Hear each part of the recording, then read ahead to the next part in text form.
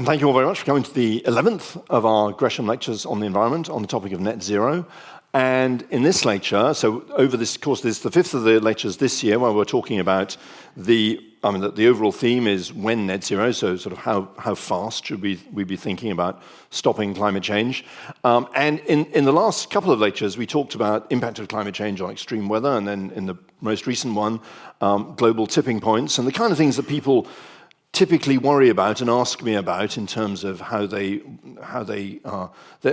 I concerned about the impact of climate change on this, that, and the other. And I just sort of start off by explaining this lecture is about what I really am concerned about. A long time ago, Mark Linus, an author based in Oxford, someone I've got to know quite well, published a book called 6 Degrees, and it was all about the bad things that happened as you progressed up through the degrees as the world warmed. And I remember at the time, students asking me, I was on a panel with Mark, was I worried about 6 degrees? And the honest answer was, not really. The Gresham College lecture that you're listening to right now is giving you knowledge and insight from one of the world's leading academic experts. Making it takes a lot of time, but because we want to encourage a love of learning, we think it's well worth it. We never make you pay for lectures, although donations are needed. All we ask in return is this: send a link to this lecture to someone you think would benefit, and if you haven't already, click the follow or subscribe button from wherever you're listening right now. Now, let's get back to the lecture. Not because I don't think 6 degrees of warming would be really bad, but because I just think it's entirely moot. I don't think we'll get there. I think the things that worry me about climate change are not only the frictions that it's likely to induce in the world as we sort of if we carry on as we're going and steam past 2 degrees, and also the potential destabilisation of more panic-stricken measures that might be taken to stop it. And those are the two things I want to talk about today. So. Both the risks of just allowing warming to continue, the geopolitical risks of measures like turning down the sun, so solar geoengineering. And finally, probably more controversially for many people, I also think many people agree that solar geoengineering is a bad idea because of its potential impact on geopolitics. But I think we have to look at all climate policies through the same lens. We have to ask ourselves, of all the measures people are proposing to take on climate change, which are the ones that run the risk of actually destabilizing the world? Because one of the things we've learned, if not learned anything over the past few years, we're rather better at killing each other than Mother Nature is. So I think one of the things that I think we all need to think about is, if it's true that, and I believe it is true, that the risks, the geopolitical risks of some climate solutions may actually not be worth it, and I think solar geoengineering is one of them that's just not worth the risk, then the corollary of that must be that there must be some level of warming that it's actually worth settling for to avoid the potential conflict of eliminating it. And that's where people get, oh, really? You're sort of saying, but there must be a payoff, there must be a trade-off there.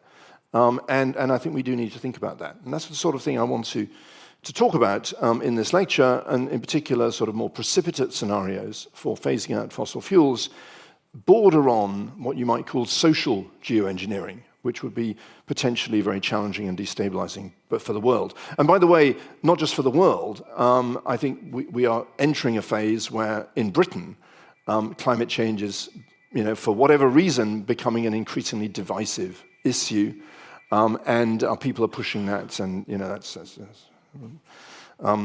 the Reform Party on the line there, I'm sure.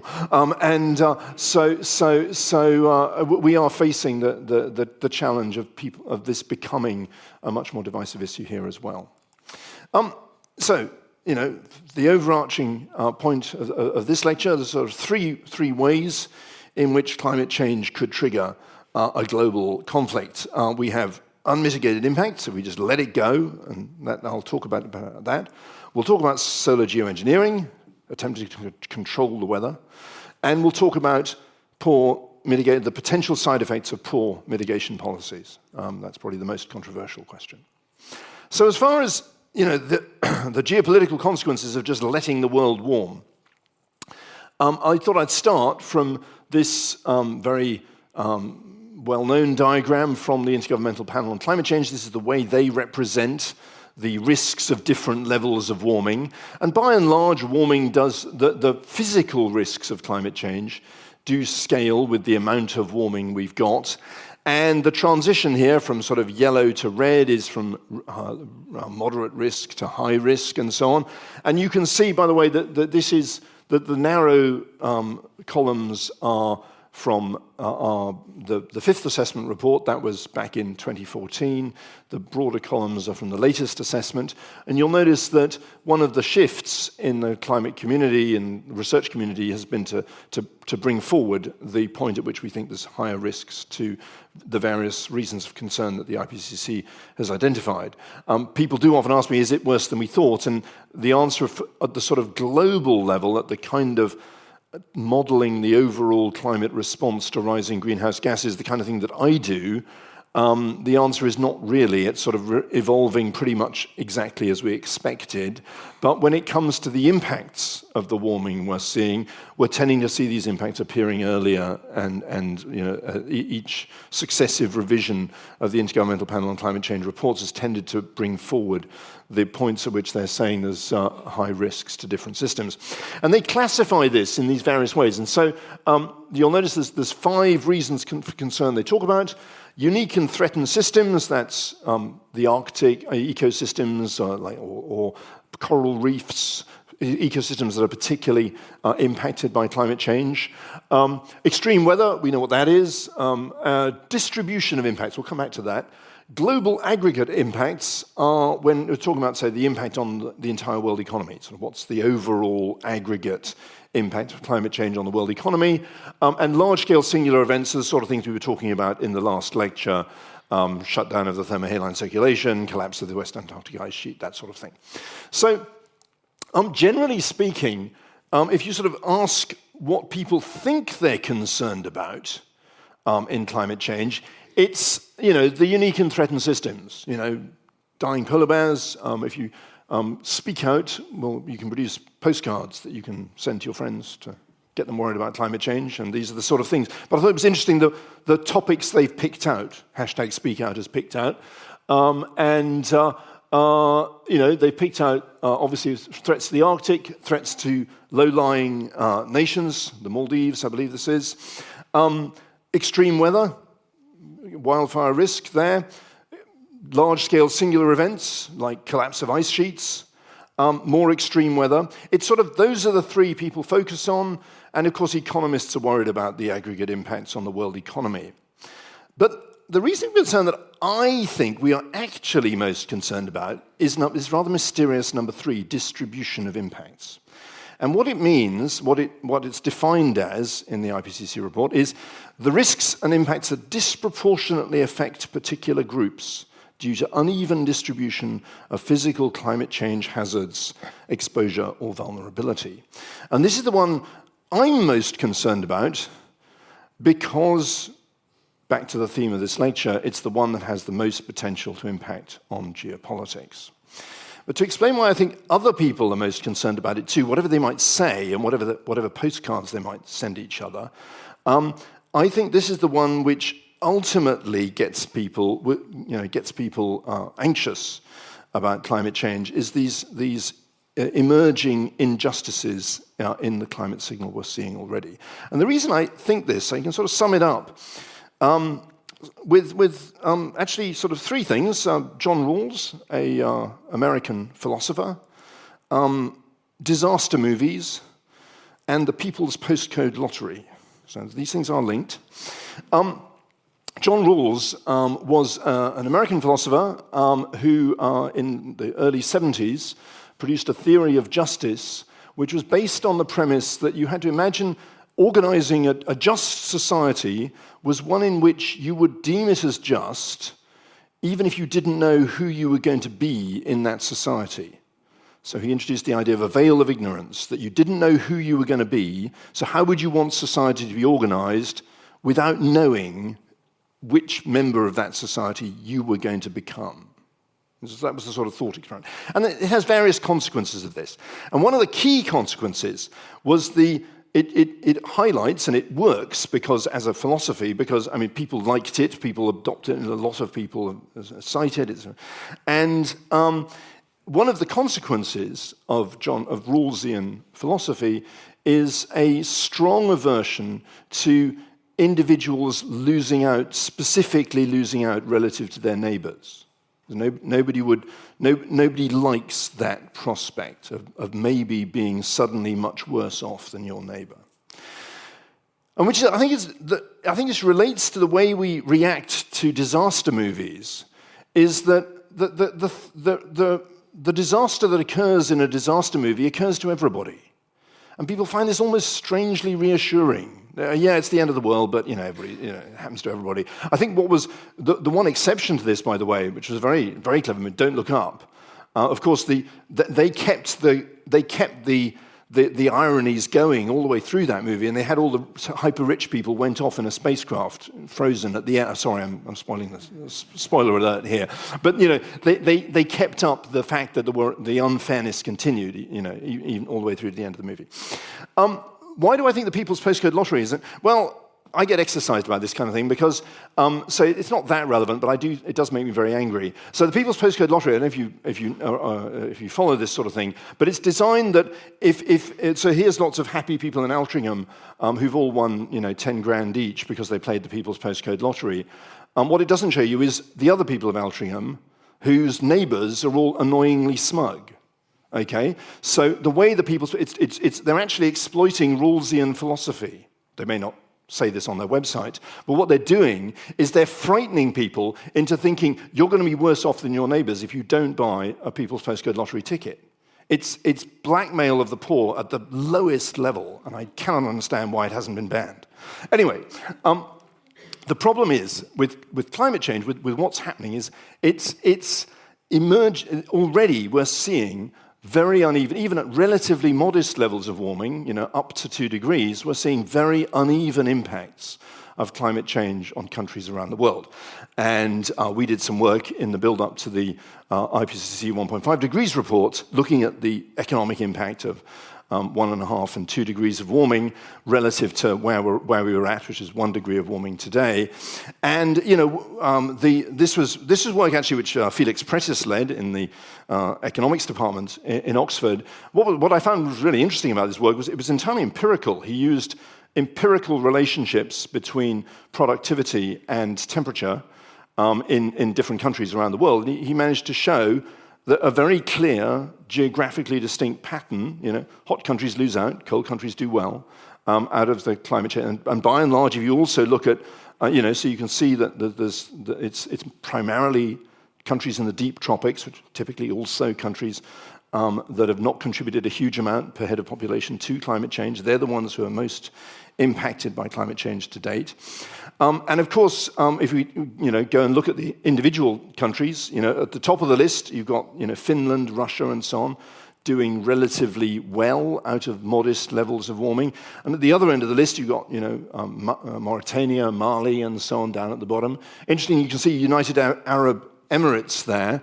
That's, of course, because this is looking at the impacts of the warming on these countries, not the economic benefits of the things that cause the warming. So you may be slightly surprised to see the United Arab Emirates there, but you can sort of see why.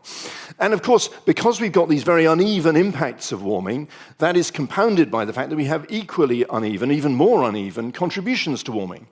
And the fact that the richest 1% of the world's population is responsible for the same emissions as, in consumption terms, is responsible for the same emissions as more than half the world's population. So that sort of extraordinary unevenness of both the causes of climate change and the impacts of climate change is something that one fears, if we just carry on as we are, is going to fuel ever more resentment and instability. And in fact, when the conversations at COPs are, in fact, I find remarkably civilized when you think about what's going on and what the negotiations are over. It's often quite amazing how how polite and as I say, civilized that the developing countries who are really being badly impacted by climate change are. Which is why, of course, I find this sort of mantra of many energy companies, since the last lecture, by the way, I had an interesting experience of going to CERA Week. You probably haven't heard of this. I'm sure you've all heard of COPs. But what you probably didn't know is 4 months after COP, there's an anti-COP, which happens in Houston, of course. And the fossil fuel industry gathers together and basically decides where to drill next and that sort of thing. And they like to invite academics along to talk to them. But there's a lot of this sort of stuff was being talked about. Oh, yeah, we have to keep drilling, we have to keep producing because otherwise the world's poor will miss out on the wonders of fossil fuels. And of course, really, I mean, the people benefiting from continued use of fossil fuels are by and large not the world's poor. And of course, in closer to home, this is a very common mantra of outfits like Net Zero Watch, the group that's sort of taken over from the Global Warming Policy Foundation, and they're always sort of full of how green taxes and so on are going to hurt the poor. And of course, you need to be careful that climate measures don't hurt the poor, and it's something which we, in Britain, I think, need to put a lot more attention to. But the solution to that is obviously not to have any climate. Well, their solution is so you don't have any climate policies. I mean, no, you can design your climate policies so that they don't adversely affect the poor. And if you just decide, if you listen to Net Zero Watch and decide, well, it's just not worth having any climate policies because they might adversely affect the poor, you end up, with essentially climate inaction, which even, hard-headed folks like the U.S. National Intelligence Assessment, consider that this is actually one of the highest risks they see to U.S. security. So these are sort of military planners taking it very seriously. And it's interesting that the perception of insufficient contributions to emission reductions is at the top of their list of geopolitical risks in this report. So it's the idea that all those red countries in that map who are most adversely affected by climate change and by and large have the population which is down at the bottom of that shaped will sort of become increasingly resentful of the countries that are doing well out of climate change. So this is absolutely not, so worrying about geopolitics is absolutely not a reason for climate inaction. But at the same time, we have to worry about certain kinds of climate action. And the one I now want to talk about for the next part of this lecture is this idea of intervening explicitly in the climate to effectively turn down the sun in order to cool the planet. This is an idea which is out there. It's being discussed. It's being discussed more and more, actually. And the UK government has even sort of seems over the past year or so to have sort of changed its mind and decided to actually start funding some research in this space. It's gone back a long way. Weather control was big in the 50s. I love the fact that back in the 1950s, you always put a tie on before you destroyed the world. It's like... but anyway, so let's just go through sort of these the ideas that are out there. One option is to enhance the reflectivity of the surface, and this is there is actually a research group in Cambridge that has got funding to go and pump water onto the surface of sea ice in order to have that water freeze and enhance the reflectivity. And so they're actually aiming to intervene to try and refreeze the Arctic. Yeah, okay, not a research group I'm a member of. There we are. But anyway, an interest. It's we do have active research programs in this space. Another idea is to increase the brightness of low clouds over the oceans, again to reflect away more sunlight. That's one of the interventions that we kind of incidentally have quite a lot of information on already, which we'll come back to in a minute. Number three, increasing the reflectivity of the stratosphere by putting material into the stratosphere to reflect away sunlight. This is the sort of synthetic volcano idea. Finally, we get on to the more sort of, if I was going to say far-fetched, or at least certainly expensive options like space-based mirrors or sunshades, and deliberately decreasing the amount of high-altitude cirrus. You're all familiar with contrails and the arguments that contrails may be contributing to global warming, but there is an argument that you could actually try and go sort of into a sort of anti-contrail. You could actually try and intervene to try and get rid of natural cirrus in order to try and reduce its warming effect. All of these ideas are out there. They've been out there for some time. We quite often see artists' impressions like this one. Can anybody spot what's wrong? Fortunately, it's an artist's impression, or some engineers would have got. That's right. Yeah, the sun's over there, guys. So okay. So whoever put that mirror up didn't really do anything. Anyway, but more seriously, there are options out there which we know would work. And the reason we know they work is because we have sort of accidental experiments going on. So this is a picture of the Pacific, cloud cover over the Pacific. And if you look carefully, particularly if you use a machine learning algorithm to spot them for you, you can spot all these tracks in the clouds, okay? You see them? The purple is just highlighting the ship tracks. And these are the additional cloud that's generated as a result of the pollution that's coming out of the smokestacks of the engine exhausts of ships. And we are actually performing an experiment at the moment because just a couple of years ago, we introduced new low-sulfur standards for marine bunker fuel. So and we also had an interesting experiment where we had a global pandemic, and that also reduced shipping quite a lot. So the global pandemic was fortunately only temporary, but the marine bunker fuel rules are persisting.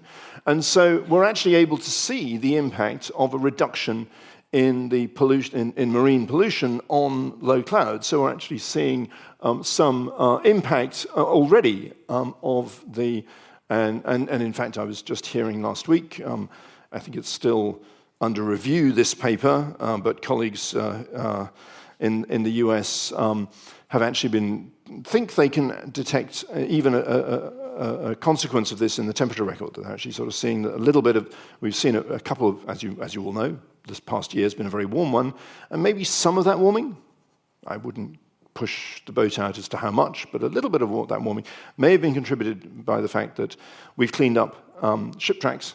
Yeah, that's a good thing. It was bad pollution over the ocean coming from this high sulfur fuel, but as a result, we've reduced the amount of bright low cloud in the bright low cloud over the oceans, which has the result of actually raising global temperatures. So the obvious implication is, well, wait a minute, maybe we could just put the sulfur back, or maybe put something back into the marine fuel that's not quite as nasty as sulfur, and brighten up those clouds again. So, yes, you could do that. I mean, this is the point here is that, that we do know that this kind of intervention is possible. And therefore, solar geoengineering could, if you implemented it, it could actually have an impact on peak warming. And this is the kind of scenario that people like to talk about, where you've got warming heading up. This is one of the figures from the 1.5 degrees report. And sort of imagine a scenario in which temperatures are heading towards 1.5 degrees, and that pink line is 1.5 degree line there. You're reducing emissions, you can't reduce them fast enough, so you realize you're going over 1.5 degrees.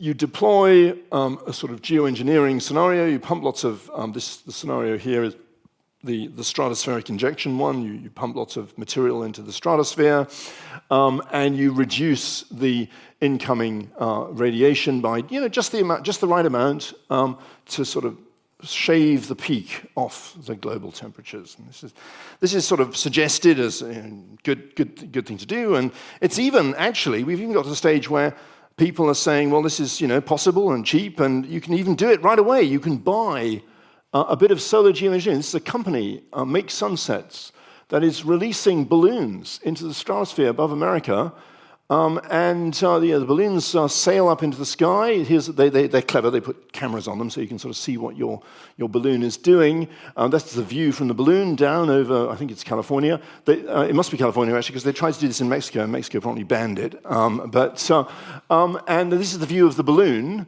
And then you see it bursts, and that puff, that sort of grey cloud, you see you're falling away after it bursts. And that sort of slightly murky yellowish cloud, that's sulfur dioxide that's been included in this balloon, so that's now going out in the stratosphere, and they're saying, well, that sulfur dioxide will form a sulfate aerosol, is the argument there, because when you put that sort of gas into the stratosphere, that's what happens. This is going to cause some cooling. So they're saying, you can go to their website, and you can, for £9, you can offset the warming effect of 1 ton of carbon dioxide for 1 year. And then underneath this, they say offsets 1 ton of carbon dioxide for 1 year. The average American generates 15 tons of carbon dioxide per year.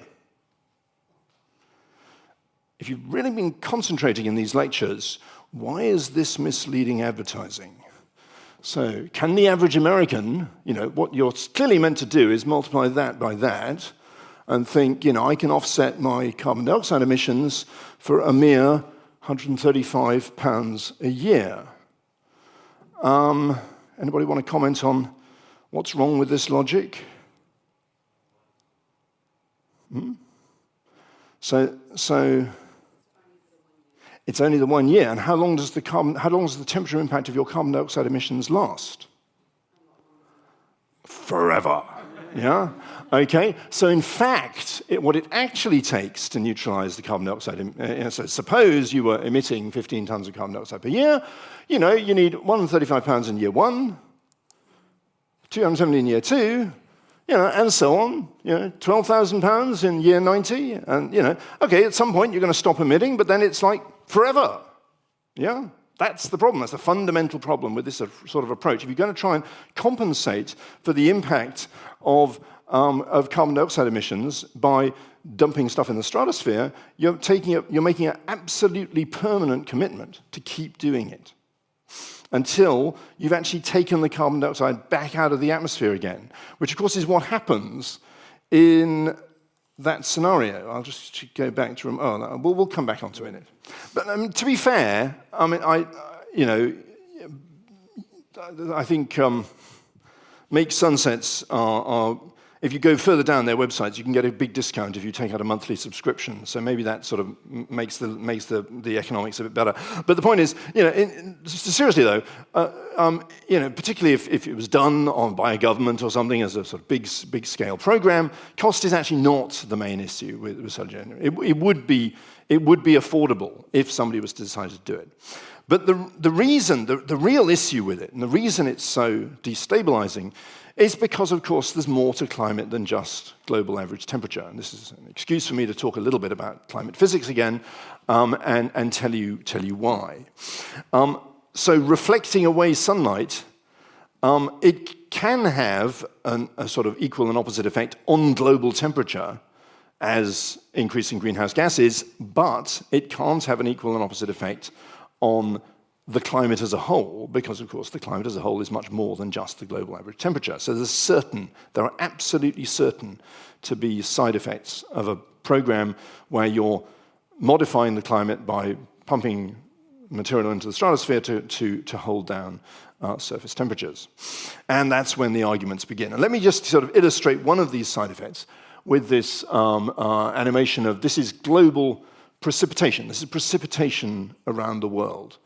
And from NASA's iMerge satellite data set. And what you should find sort of impressive about this, just drawing your attention to about this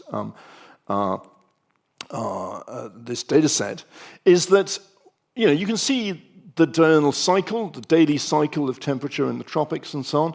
You can see how noisy it is and how apparently random it is. But if you sort of fuzz your eyes a bit, you'll notice the total amount of precipitation doesn't really change very much, despite the fact that in any particular location it's changing massively. So what's going on? And in fact, if we look over time, from 1980 mid-2010s, you can see global average precipitation in this lower figure barely varied by more than plus or minus 2%, very flat. At the same time, the global average temperature was actually going up quite a lot. And global average temperature went up by about 0.5 degree over that period. Precipitation flatlined. And not only flatlined, but it didn't even wander about. It seems to be sort of kept at a particular level. And it's really interesting why. Why it is that precipitation, global precipitation, is kept so constant. And the answer is, it's an interesting piece of physics, in that when a cloud forms and rain forms in the cloud and rains out, it releases energy into the troposphere, into the upper troposphere, and warms it up. So if you all know that air gets colder with height, but when a thunderstorm occurs and you have rain, air gets less cold with height. So let me get this right. So colder, warmer. I'm trying to get that. So a thunderstorm occurs, and the temperature is pushed up in the upper troposphere, and then, of course, because it's falling off less rapidly with height, the atmosphere is stabler because you've got warmer air over colder air, and that suppresses convection again until the air in the upper troposphere has cooled down again. So it's warmed up by the convection, and then it gradually cools down, and then you get the next event goes off. So, like many processes, rainfall, the overall, what we call the global hydrological cycle, is controlled. The rate of rainfall is controlled by the slowest step in this sequence. Chemical reactions are like this as well. It's always the slowest step in a reaction that determines how fast the whole reaction takes place. And the formation of a cloud, the formation of rain, and so on, that's all very quick. But this cooling off of the atmosphere after the rain has formed, that's what takes time. And that's what determines the total amount of rainfall that happens in the world, is the ability of the atmosphere to get rid of the energy that's being released by the rainfall.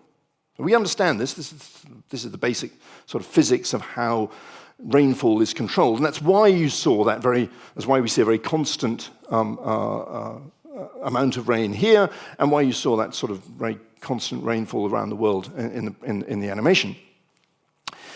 But then you might be puzzled because you think, well, global temperature's going up, and a warmer atmosphere should be able to get rid of energy faster because it's warmer, it's been radiating more, and therefore why are we not seeing more rain? Well, the answer lies in what's driving the warming, of course, because if we increase, and this is a figure from a kind of very old paper, but the point still stands, that shows the warming in lots of different climate models resulting from an increase in carbon dioxide, doubling in this particular case, against the precipitation change in the vertical. And you'll notice they fall on more or less a straight line, but it doesn't go through the origin. So if you were to double carbon dioxide in a climate model, and we do see this in climate models when you do this, you actually immediately reduce the ability of the atmosphere to get rid of the energy released by rainfall. Yeah, because you're making it more opaque, so it can't get rid of that energy as efficiently. Remembering those of you at last year's lectures can remember those pretty colored balls which told you about how the atmosphere got rid of its energy. And then, of course, it warms up, and you go off in this direction, and that's the temperature-dependent effect. But if you were to compensate for the temperature-dependent effect, come back down this red line, you don't get back to where you started. You've got all that carbon dioxide, which has dried out the planet. So if you were to compensate for the temperature-dependent effect by pumping material into the stratosphere, your sort of artificial volcano idea, you end up down here. So you swapped global warming for global drying. And you can't get around this. This red line does not go through zero, so there's no way back to zero. And at a regional level, it's even more obvious. And this is a piece of work done, but we had a visiting student, Kate Rickey, who's gone on to actually become one of the world's leading experts in solar geoengineering. And she, in a really nice study, showed how the regional impacts of geoengineering were different over India and China. We just chose those as two big blocks of land, but also because, of course, well, they're powerful players. And if you look, just focus on the 2070s results, this is a scenario in which there's a discussion about how much geoengineering do we want.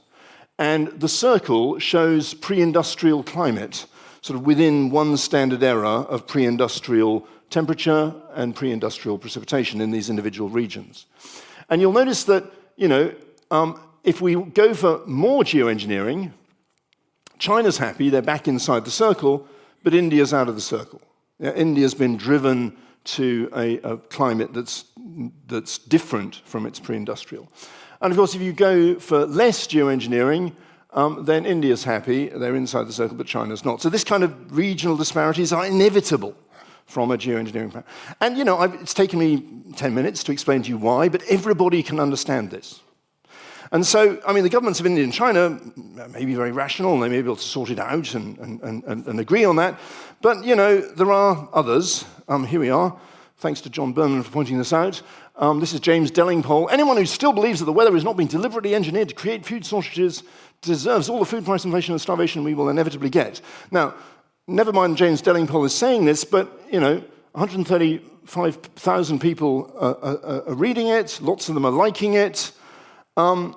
Even with what we're doing today, I always find it intriguing how the conspiracy theorists are convinced the government's very incompetent, but then they're convinced the government's doing something really clever. How? Anyway, never mind. But the point is, there's enough justification. If the government were actually doing this, you can imagine the conspiracy theorists would be having a field day. As I say, effective solar geoengineering, which actually sort of does enough to make a difference, is uniquely destabilizing. Unlike removing carbon dioxide from the atmosphere, which does have a sort of compensating effect, putting carbon dioxide into the atmosphere, solar geoengineering can only be done on a global scale. There's only one climate view to intervene in, and it can't compensate fully for the impact of the carbon dioxide emissions. So, by the way, I think one thing I do feel very strongly about is that reports like this one, again, it's a long time ago now, but it rather set off the way of thinking.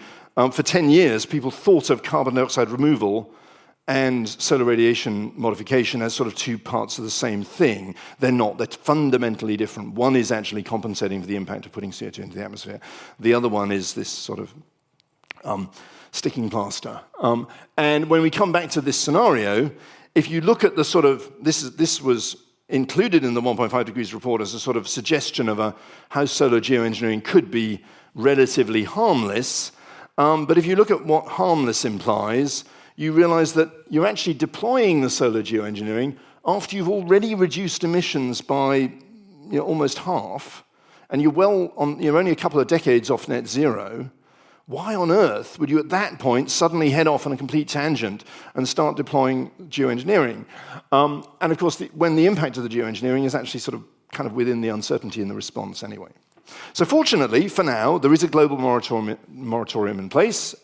Back in 2010, in the Convention on Biodiversity, they agreed that there would be, the governments would ensure that no climate-related geoengineering activities that may affect biodiversity, which means them all, may take place until, there is a sort of get out there until there's an adequate scientific basis on which to justify such actions and appropriate consideration of the associated risks. So it's a moratorium for now. But most people agree that solar geoengineering could work. There's no really argument over that. But it's the geopolitical implications of solar geoengineering that really frighten people, and I think deserve when people are sort of talking about deployment, there's often, or talking about sort of research programs in this, they say, well, don't worry, we'll have a UN committee that'll manage it, and really, we don't really do that sort of thing very well. Anyway, to get on to, just to wrap up, I think to be fair, I think solar geoengineering is a particularly destabilizing measure, but I think to be fair, many climate policies have the potential to be destabilizing, and we do need to think about this. Because as I say, I think we do need to think about, the trade-offs between we need to stop the warming as soon as, we keep hearing we need to stop the warming as soon as possible. Is that quite correct? Are there measures that would actually be would be so destabilising that it might even be worth accepting a couple of tenths of a degree more warming to avoid having to take those measures? I think solar geoengineering definitely fits into that category, but there may be other ones as well. And I think we do need to think about the implications of over-precipitous emission reductions in that category as well. What you might call the social geoengineering that would be required to achieve some of the more ambitious demand reduction scenarios that people are very fond of pointing to as the way they'd like us to solve climate change. I mean, at COP28, we had lots of people enthusiastically saying, we've got to phase out fossil fuels as fast as possible, but not, I think, recognizing that trying to achieve our climate goals by phasing out fossil fuels means phasing them out completely in the next 20 or 30 years, and that in itself carries risks.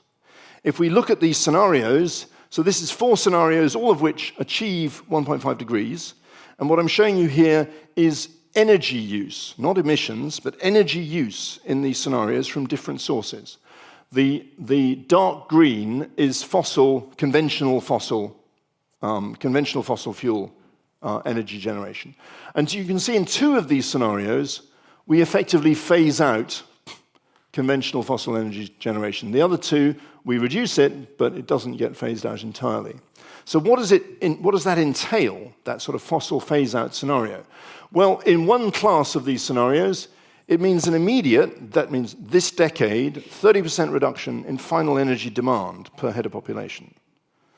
So, I mean, no government has any appetite whatsoever for that sort of, and whenever governments have tried to reduce demand like that, the result has been pretty explosive. I mean, remember Macron back in 2018, for example. And then the other category actually involve amazing amounts of bioenergy production in the second half of this century, which we perhaps come into. So this is what worries me with some climate policies. It makes it a bit sort of too easy to come up with this kind of thing. And, okay, I'm hoping this particular demonstrator is a minority. But the fact that that's out there and that it's increasingly entering the UK political discussion, I think is worrying. And I think the proponents of climate action, of which I'm absolutely one, I think need to look at what we're advocating for and weigh up, what are the implications of climate policies on different political people of different political persuasions and people in different social groups in order to make sure that we prioritize inclusive climate policies that don't divide people. I think at the moment, actually, particularly in the run-up to this election, you're going to see, I think, both sides seem to be quite keen on making climate an issue in the election in a pretty unhelpful way, because if the Conservatives are seeing it as climate's just this woke issue for the urban classes, that's okay, that could really contaminate the conversation about it for decades. But I think we need to look at the kind of policies that Labour's putting forward as well. And ask yourself, are they really designing them with inclusion in mind? One particular policy that we'll be talking about in the next lecture and indeed next year, the idea that you ban new extraction of fossil fuels. It doesn't have an obvious impact on emissions, makes it very easy to sort of polarize the debate around it. And it makes it, very much on those communities that are immediately affected by a fossil fuel extraction ban. It's a way of dividing people up, and it seems to me an unnecessarily divisive, for its minimal impact on the actual problem, it seems to be an unnecessarily divisive policy. Plenty of people disagree with me on this, I should stress. Anyway, so to sum up, I worry overwhelmingly about the geopolitical risks of climate change. I think it's the impact of climate change on us and the way we interact with each other that are the biggest risks that are in this. And one of them, one option of just sort of not doing anything because you're worried about the geopolitical consequences or the political consequences, that will eventually just stoke resentment. Probably not just eventually; it's already stoking resentment. So this is absolutely not an argument for non-policy on climate because you're worried about offending people. Quick fixes, particularly solar geoengineering, is likely even worse in terms of stoking perceived injustices and perceived anger about this issue. But we have to apply the same lens to all policies. We have to ask ourselves, when particularly draconian policies, which would be required if you wanted to try and address climate change, focusing heavily on demand, which is the way a lot of the climate mitigation policy community are going at the moment. They're saying, well, the technologies aren't being deployed fast enough. The only option left is to really focus on demand and reduce the amount of consumption around the world. That has the potential to become really, really divisive. And I think we need to ask ourselves, are these rapid demand reduction scenarios worth the likely social and political impacts that they may have? And the conversation will continue, and we'll come back to it. But anyway, so that sums up this one. But in the next, on a much more positive note, so sorry if this has been a rather sort of negative and gloomy lecture, but in the final lecture of this series, we will try and talk about sort of what can be done, what on the positive side, what can be done to design inclusive climate policies to avoid these kind of geopolitical tensions. Well, thank you.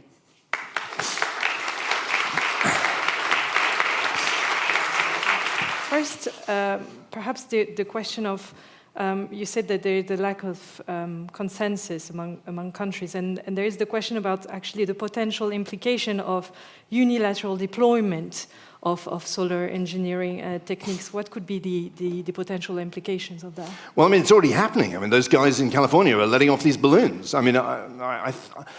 Unfortunately, they're only letting off a few, and I assume once they get to any scale, they'll just get banned, and that'll be the end of that.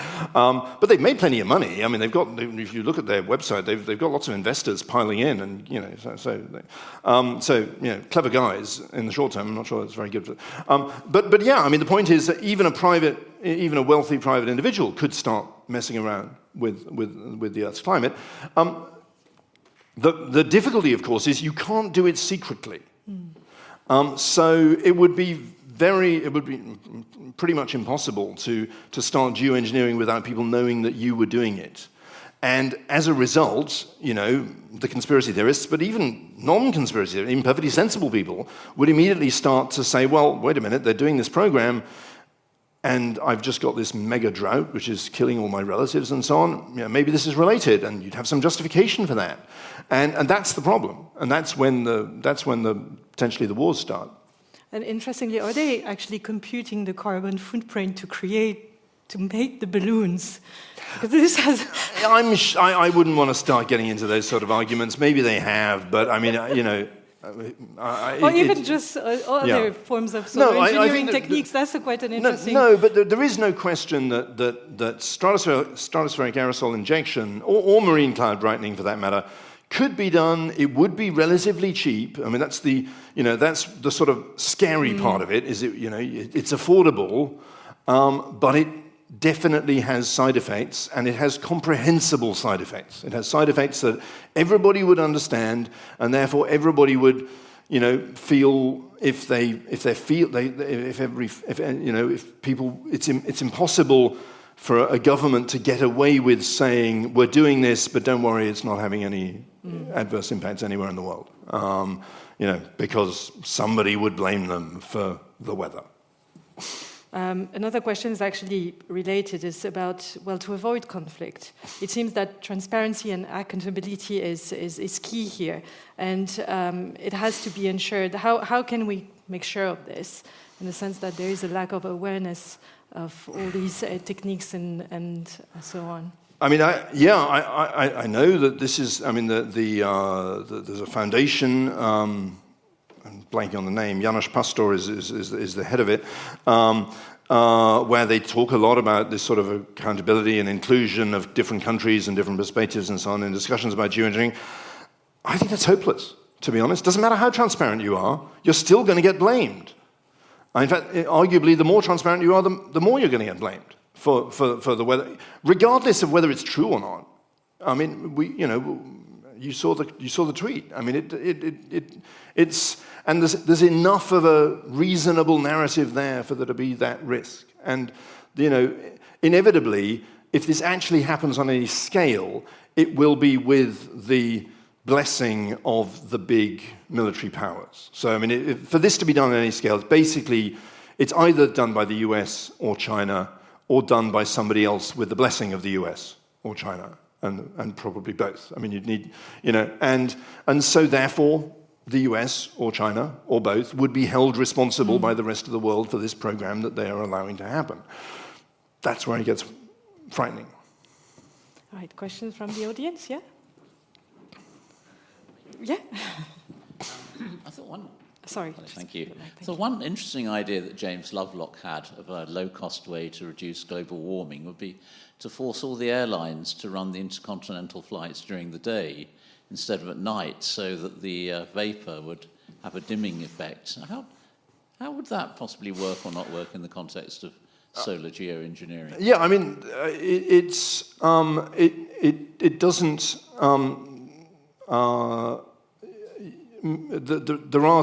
I mean, the conversation around this is actually more in the other direction, whether we should sort of avoid flying planes at night because that has a disproportionate warming effect. Okay, it's the same. So it's the same thing. The net impact of all the air travel would still be causing warming. You'd just be causing slightly less warming if you shifted them to the day. If you actually want to get a net cooling effect, you've got to start chucking additives into the jet fuel, and so as to create sulfur dioxide and hence subsequently sulfate aerosol clouds. So you've got to actually do something, and I think that's where it gets destabilizing, is because if you're just saying, well, I'm just going to fly my planes at a different, I'm going to change my plane planning, my flight track planning to reduce the amount of warming my airline causes, that sounds like the kind of thing people aren't going to get that upset about. That sounds like a good thing to do. But if you say, I'm actually going to start actively intervening to cool the planet through adding this additives, that's when you're going to start getting blamed for all the side effects. Thank you for a very interesting talk. I'm curious how you respond to what I felt is kind of an increasing rhetorical push from a lot of energy companies arguing, we're getting to net zero, but we're still going to need fossil fuels, 50, 100 years from now, which it sounds like based on your talk you do agree with, but maybe to a different extent than a Total or something like that. I don't know. I'm just curious how you kind of respond to that rhetorical shift. I would agree with them. We will still be using fossil fuels in 100 years' time. The question is whether those fossil fuels will be causing global warming. They know how to stop the fossil fuels they sell from causing global warming. They're just not doing it. So that's my answer, is yes, if you think we're going to have to carry on using these things, then you should be stopping them causing global warming. That means disposing of the carbon dioxide that they generate back underground. They say this will happen, but that somebody else will pay for it. That's the argument. So my response to them is, if you want to keep selling your stuff, what's your plan for stopping it causing global warming? And by the way, one of the things I did learn about at CERAWeek, one fossil fuel company in the world does have a plan and has a commitment and are putting money behind it to stop the fuels they sell from causing global warming by 2050. They're going to be putting a ton of carbon dioxide back into the ground for every ton generated by the fuels they sell by 2050. They're putting about $1 billion into the first plant of this kind in Texas to actually capture carbon dioxide out of the atmosphere to start putting it back underground. That company, this is all public, that company is Occidental Petroleum. It also happens to be the only fossil fuel company in the world whose chief executive is a woman. Observation. Someone is asking about nuclear energy, no longer part of those 4 projections to phase out fossil fuel use and achieve 1.5 degrees of warming.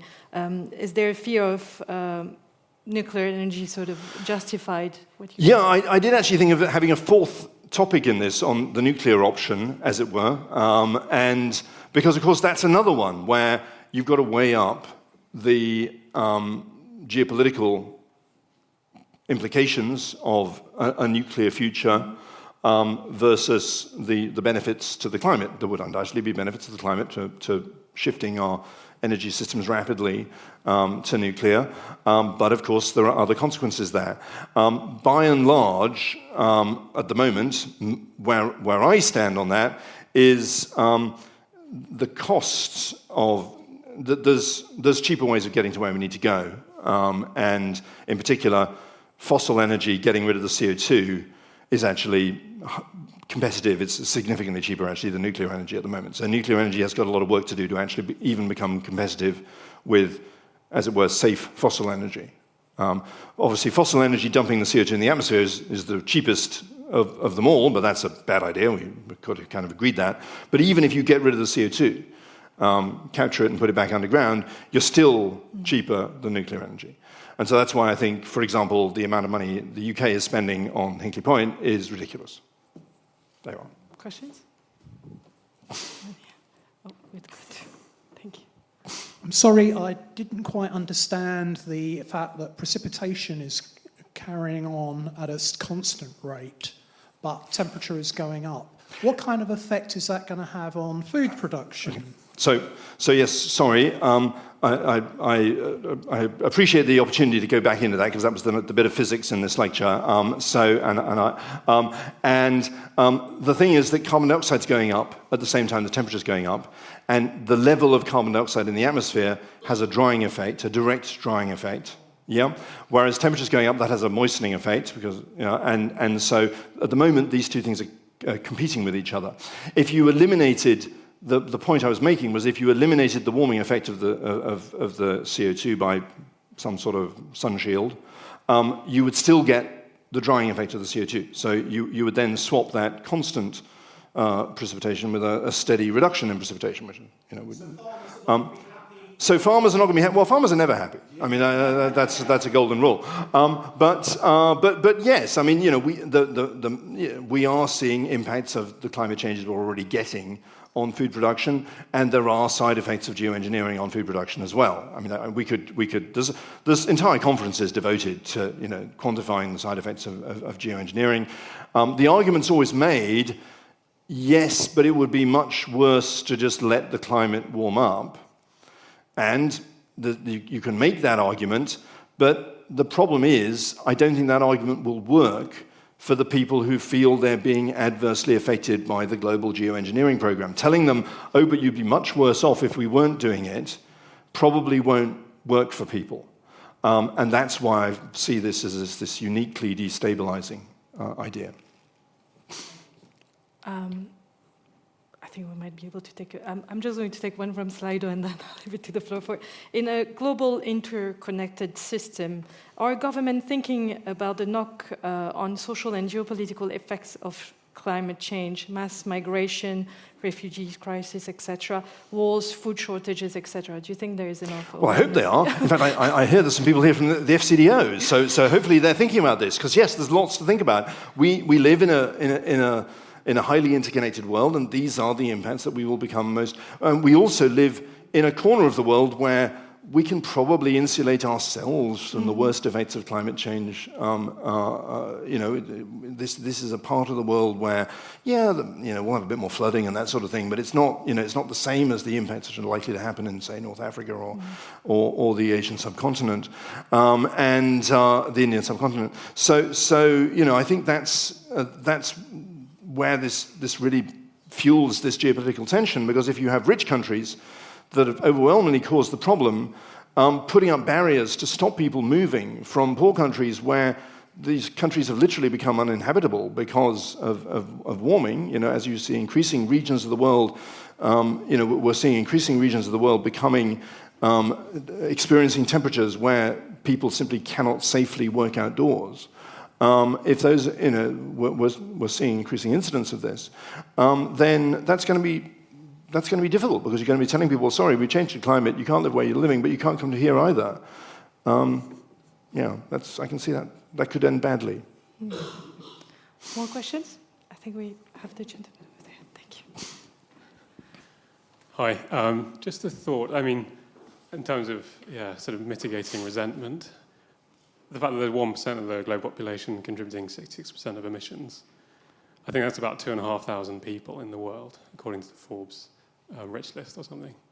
But can't we just focus on reducing their emissions? It's a very The small 1%. number of people. Yeah. I mean, if the 1% richest people in the world did lots of slightly different things, the world would be a very different place. But we don't. This is one of the challenges we face: is we can't control these people, and probably we are. I mean, it's the 1% I'm talking about here. So it's a lot of people. I mean, it's probably much of the population of London probably is in that 1%. So it's important to recognise this is not a few plutocrats. This is a large chunk of the world population. But yes, I think we do need to think about climate solutions. We need to look at climate solutions to make sure that they're, primarily affecting the emissions of the global rich. So sort of back to fixing fossil fuels, for example, I wouldn't turn around to Mozambique, who's just discovered oil and gas, to say you have to put all the CO2 from your oil and gas back in the ground. I mean, that's we should do that in Britain first. We could do that in Britain. We could stop the oil and gas we produce in Britain from causing global warming relatively quickly. In fact, I think I've said this fact before, but it's worth remembering. For the amount of money we were paying for gas last year, you could have captured every single molecule of carbon dioxide that gas generated back out of the atmosphere, put it back under the North Sea, so all of the natural gas use in the UK would have caused no global warming whatsoever, and you could have done that twice over with the amount we were paying for natural gas last year. Now, admittedly, we were paying a lot for natural gas last year. That was even with the government price cap. Okay? But that puts it in perspective. This is a fixable problem. But you've got somebody, and basically some government, has to have the guts to stand up and say, no, okay, this is going to have to change. And we're going to talk about this in the next... Shall we take another one? Shall we push? I'd love to hear this question, because it's obviously... One last question, please.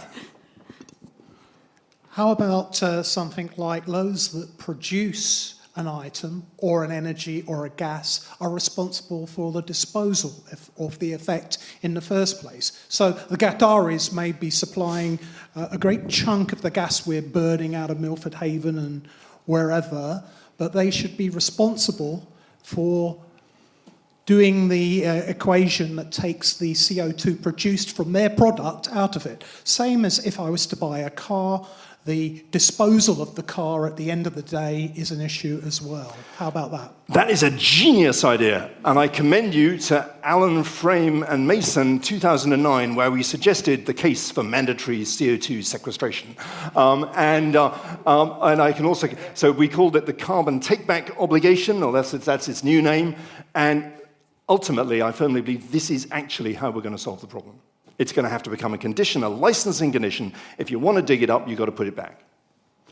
And it's that simple. By 2050, nobody should be allowed to sell stuff that causes global warming. So if you want to sell fossil fuels, you've got to get rid of the CO2. Either your own CO2 or somebody, or go capture it back out of the atmosphere. I don't care, as long as you can prove that it's been got rid of. That's the solution. And what was frustrating at CERAWeek in Houston was the number of people who I said this to, and they all said, yeah, that's obvious. We know that's going to happen. Yeah? They said, yeah, of course. And when it's compulsory, we'll do it. And I said, would you say that in public? And they said, no. Well, thank you very much for this fantastic lecture, Professor Allen. Thank you.